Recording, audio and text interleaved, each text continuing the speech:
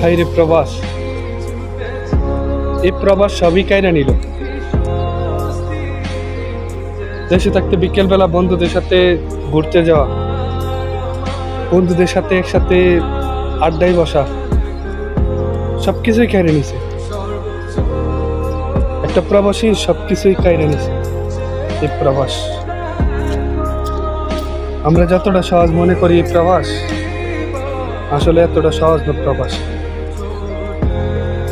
দেশে থাকা মানুষদের বলতেছি, যারা এই প্রবাসী হও, নিজের শখ পূরণ করে আসো। এই প্রবাসে নিজের শখ বলতে কিচ্ছু নেই। ফ্যামিলি সবচেয়ে বড় ইম্পর্টেন্ট, প্রিয় মানুষটাই সবচেয়ে বড় ইম্পর্টেন্ট। নিজের শখ বলতে কোনো কিছু নেই। তাই শখ, দেশে সব কিছুর শখ পূরণ করে আসো। বিদেশে এসে নিজের শখ বলতে কিচ্ছু নেই।